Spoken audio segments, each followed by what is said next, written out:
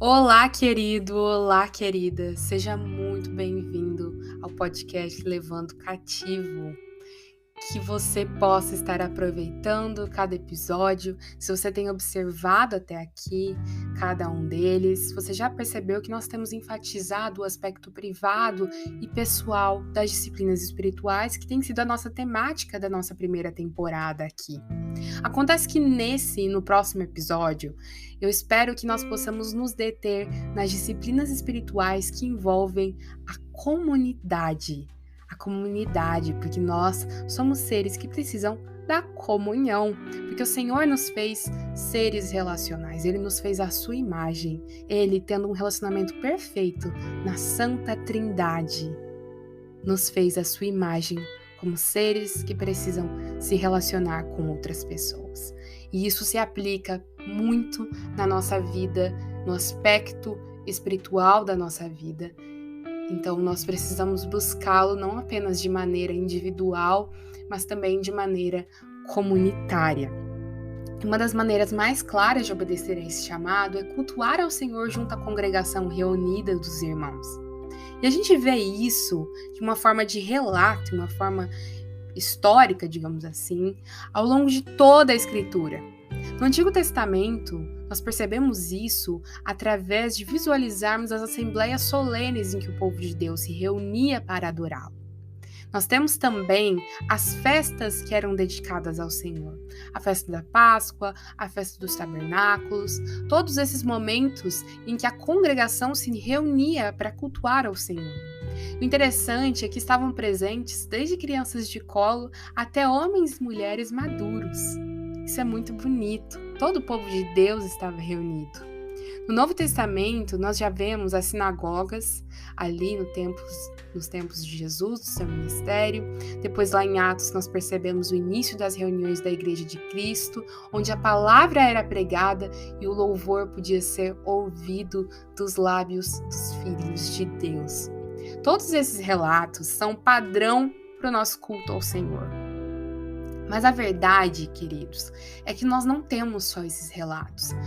Não bastasse esses relatos que nos instruem, que nos mostram como deve ser o nosso procedimento, como nós devemos cultuar ao Senhor, nós também temos ordens expressas da palavra do nosso Deus para que façamos isso. Olha lá no Salmo 100, verso 2. Prestem culto ao Senhor com alegria, entrem na sua presença com cânticos alegres. Ou em Hebreus 10, 25, não deixemos de nos congregar como é costume de alguns. Pelo contrário, façamos admoestações, ainda mais agora que vocês veem que o dia se aproxima. Nós somos admoestados a cultuar ao Senhor como congregação, a estarmos reunidos em adoração ao nome do Senhor.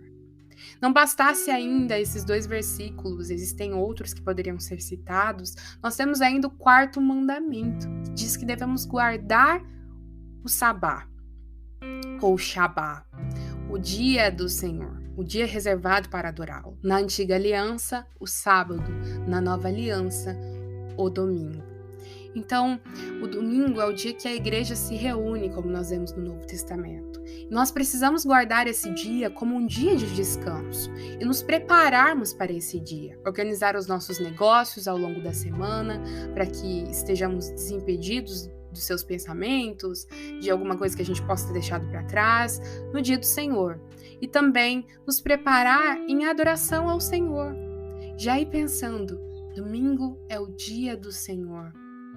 É o dia da feira da alma, como diziam os puritanos. É o dia que eu vou receber a palavra do Senhor. É o dia que eu vou ser alimentado de uma maneira ainda mais frutífera, de uma maneira ainda mais nutritiva, junto com outros irmãos.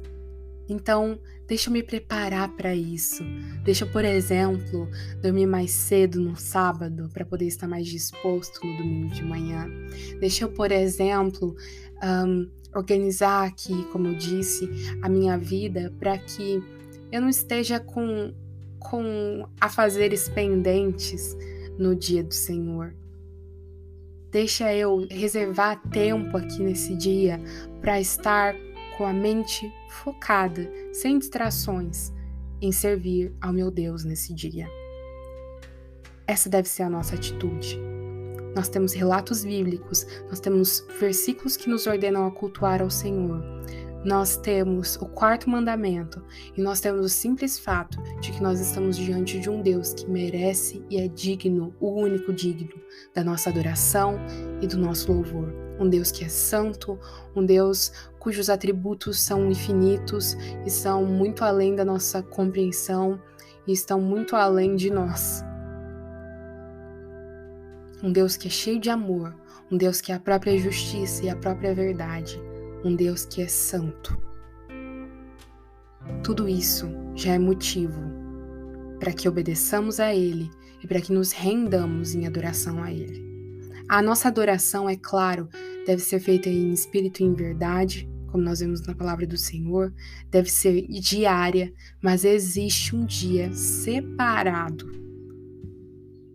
para a adoração do Senhor, um dia em específico para nos reunirmos com outras pessoas, outros filhos de Deus, para estarmos na sua presença o adorando. Esse dia é um dia que possui algumas características. É um dia em que a palavra de Deus é pregada. E nós sabemos também pela mesma palavra que a fé vem pelo ouvir e pelo ouvir da palavra de Deus. Portanto, essa palavra que produz a fé, que edifica a fé que já existe. Eu não sei você, mas a pregação é algo que me impacta muito e que, assim, foi um dos maiores pilares para o crescimento da minha vida espiritual. É por isso que o culto ao Senhor é uma disciplina espiritual, né? É um meio de crescimento, é um meio de graça para nós, para que possamos crescer na fé, para que possamos desenvolver a nossa salvação, como nós temos enfatizado tanto essa necessidade de desenvolver a salvação, de crescer na fé. Então, a pregação é um meio de crescimento muito grande. Por quê? Eu não sei você, mas eu tenho a prática de anotar os sermões. Como isso tem me ensinado tanto. Muita coisa que eu sei, muita coisa que eu tenho buscado estudar e aprender vem do púlpito, vem de estar ali prestando atenção no que o pregador está falando e anotando o que eu achei importante, as ênfases primordiais que foram feitas na pregação, o que o Senhor falou ao meu coração. Tudo isso é essencial. E se você não tem essa prática, eu queria convidar você a isso. A não ser que isso venha te distrair. Mas, como isso é um exercício também, você vai, ao longo da prática, se aperfeiçoando nessa técnica e vendo e colhendo os frutos disso. Você vai perceber que o seu vocabulário vai mudar, que você vai passar a ser mais cheio da palavra do Senhor. Tudo porque você está buscando anotar aquilo ali, prestando atenção para anotar. E, é claro, lendo depois essas anotações, meditando sobre essas anotações. Isso é muito precioso, isso é a base assim, do nosso crescimento na igreja. A gente não deve ser só cristão de banco, que fica só ali e a nossa cabeça fica vagueando por todas as coisas. Isso é muito triste. E muitas vezes a verdade, eu posso dizer por mim mesma, é que isso acontece. Isso acontece mesmo. A gente começa a vaguear por pensamentos, pensando ao longo da nossa semana, pensando o que nós deixamos de fazer, o que nós precisamos fazer na segunda-feira de manhã, quando esse é um momento reservado para nós estarmos ali ouvindo atentamente a palavra do Senhor. Tem um puritano que disse, eu já tentei encontrar a fonte, mas não consigo encontrar. Se você que está me ouvindo sabe qual é a fonte dessa citação, por favor me manda, porque eu gostaria muito de saber. Mas um dos puritanos disse que cada um tem a sua porção ali na pregação da palavra, ali no culto público. E por isso o culto é um banquete. porque cada um tem a sua porção de alimento, todos recebem juntos essa porção, então ali nós temos um verdadeiro banquete. Portanto, venhamos à mesa, queridos, participemos desse banquete espiritual, não negligenciemos a congregação, o culto público. E, infelizmente, como isso tem sido negligenciado, especialmente após os tempos aí de pandemia, nós temos visto que as pessoas não retornaram à igreja, que as pessoas se acomodaram a estar nas suas casas ou a estar em outros lugares. E isso tem várias causas, mas é claro que a principal é o pecado.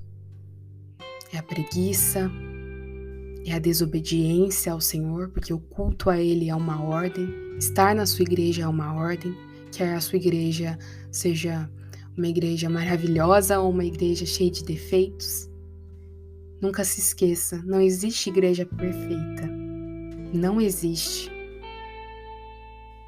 O que existe é uma congregação de pecadores reunidos, buscando ser edificados por sua palavra, buscando servir ao Senhor, contribuindo cada um com seus dons e trazendo também cada um seus pecados e sendo trabalhados, sendo como ferro, um afiando o outro, ali no meio da comunidade. Como diz Wayne Mack e David Swelly no livro A Vida na Casa do Pai, da editora Cultura Cristã, se nós queremos estar onde Deus está, nós precisamos estar na sua igreja, pois é ali que Ele habita. Se nós queremos estar onde Deus está, nós precisamos estar na sua igreja. E o modo como nos relacionamos com Ele depende muito do modo como nos relacionamos com a sua igreja, pois essa é a casa que Ele construiu com as suas próprias mãos. Então não adianta dizer, eu amo ao Senhor, mas tenho dificuldades com a sua igreja, porque a igreja é a noiva de Cristo. Como você vai dizer a Ele, Senhor, eu o amo, mas a tua noiva eu odeio. A tua noiva, se o Senhor puder deixar de fora, eu agradeço. Querido, você faz parte do corpo de Cristo. E o corpo de Cristo se congrega em igrejas locais, como nós vemos no Novo Testamento. Então você precisa ser parte de uma igreja local e fazer a tua parte ali para que essa igreja seja a melhor possível, porque perfeita ela nunca será. Outra coisa que faz parte do culto ao Senhor é o louvor. É algo muito precioso.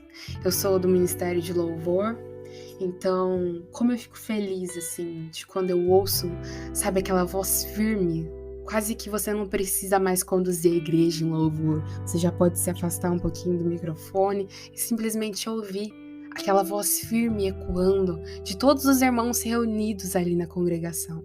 Como é lindo, como isso edifica os nossos corações. Porque você ouve pessoas que estão ali junto com você, cantando as mesmas verdades. Você sai daquele mundo hostil, entra no descanso do Senhor, o descanso do domingo, o descanso semanal que ecoa o descanso eterno. E você percebe, aqui é um lugar seguro. Aqui eu posso estar cantando as verdades do Senhor. Aqui eu posso estar reunido a outros irmãos que professam a mesma fé. É como se a gente, como Elias, ouvisse a voz do Senhor dizendo: ainda há 7.000 joelhos que não se dobraram a Baal. Querido, você não está sozinho e você pode contemplar isso todo domingo. Você não está só. Existem outros irmãos que estão ali, junto com você, obedecendo ao Senhor, ouvindo a sua voz, cantando a sua palavra, orando. A oração é outro elemento essencial do culto. Orando junto com você, clamando junto com você ao mesmo Deus. Isso é muito precioso. Isso fortalece a nossa fé de uma maneira que nós não podemos nem imaginar. Apenas contemplar, na prática e na leitura da palavra. Portanto, nós não podemos desobedecer ao Senhor. Nós não somos de nós mesmos e nós precisamos louvá-lo, adorá-lo, estar junto com outros irmãos.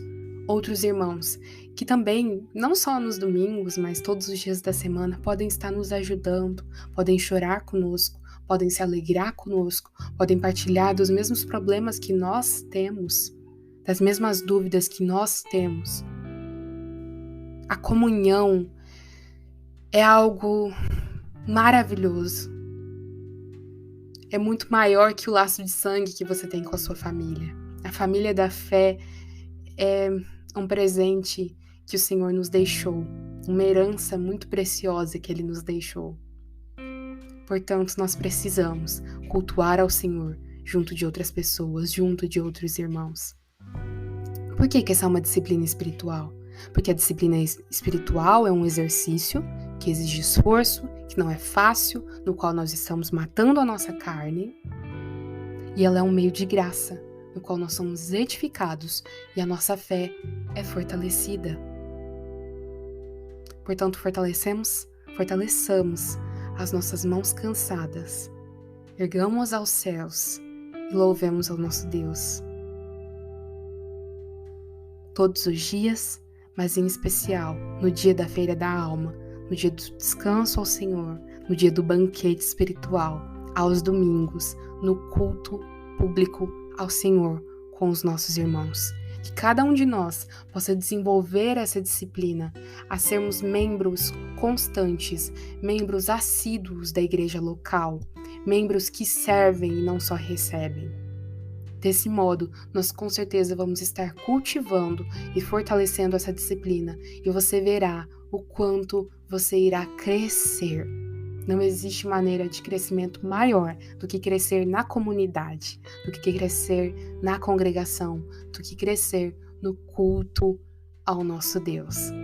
É lindo isso. No momento que nós servimos, no momento que nós estamos lá, nos derramando na presença de Deus, nós também estamos sendo cheios. Essa é a inversão do reino. Nós estamos dando, mas recebendo também. Isso é precioso. Que isso esteja no seu coração, que você possa meditar nessas verdades e que você possa oferecer um culto agradável ao Senhor.